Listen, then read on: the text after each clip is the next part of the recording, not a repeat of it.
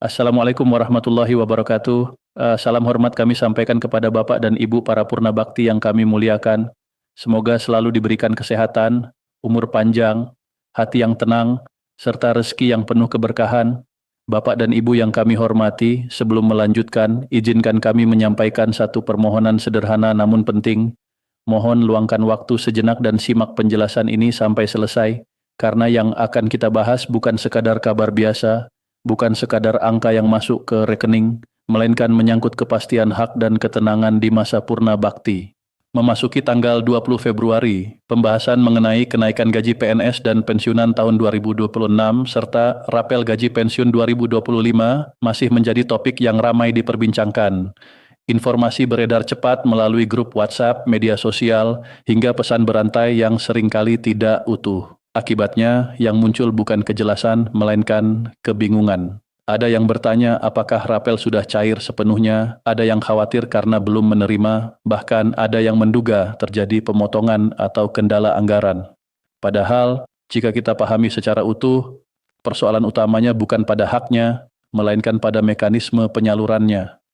Pemerintah melalui Kementerian Pan-RB, Kementerian Keuangan, serta PT Taspen Persero telah memberikan penjelasan resmi bahwa setiap kebijakan penyesuaian gaji dan pensiun memiliki tahapan administratif, teknis, dan penyaluran, artinya tidak semua proses terjadi dalam waktu yang sama.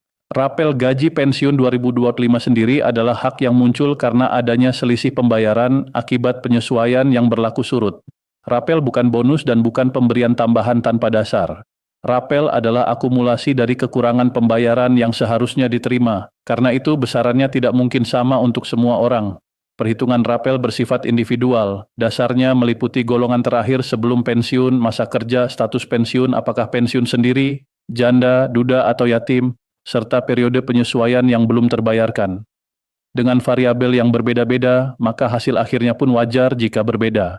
PT Taspen menegaskan bahwa rapel dibayarkan penuh sesuai ketentuan. Tidak ada penghapusan hak dan tidak ada pemotongan hak.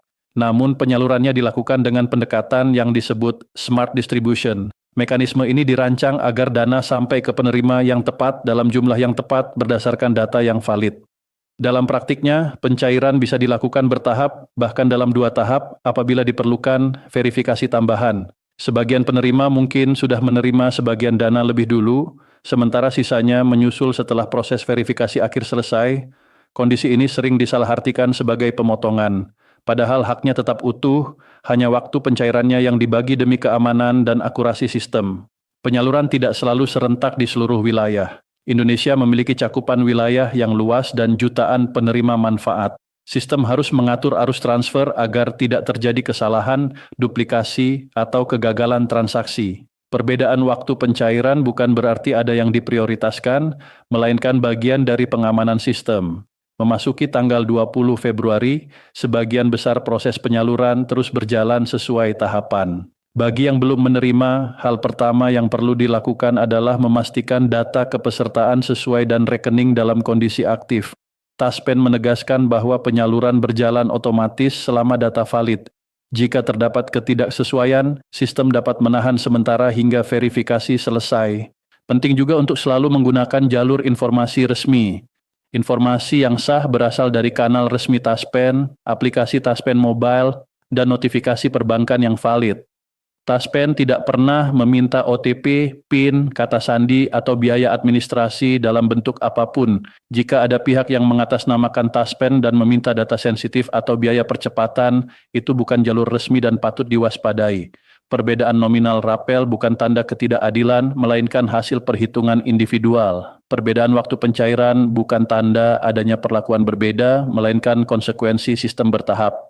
Dan pencairan yang belum utuh bukan berarti hak dikurangi, melainkan masih dalam proses verifikasi akhir.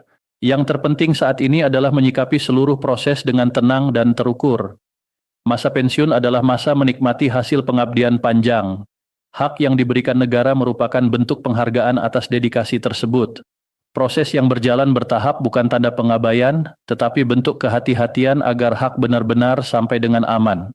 Rapel gaji pensiun 2025 tetap merupakan hak yang diakui dan dibayarkan penuh sesuai ketentuan. Kebijakan tidak menghapus dan tidak mengurangi hak tersebut. Yang berubah hanyalah mekanisme penyaluran agar sesuai dengan kebutuhan akurasi dalam skala nasional. Semoga seluruh hak Bapak dan Ibu tersalurkan dengan lancar, tepat sasaran, dan membawa manfaat. Semoga selalu diberikan kesehatan, ketenangan batin, serta keberkahan dalam setiap langkah. Semoga informasi ini membantu menempatkan setiap kabar pada konteks yang benar dan menghadirkan rasa tenang di tengah berbagai informasi yang beredar. Wassalamualaikum warahmatullahi wabarakatuh.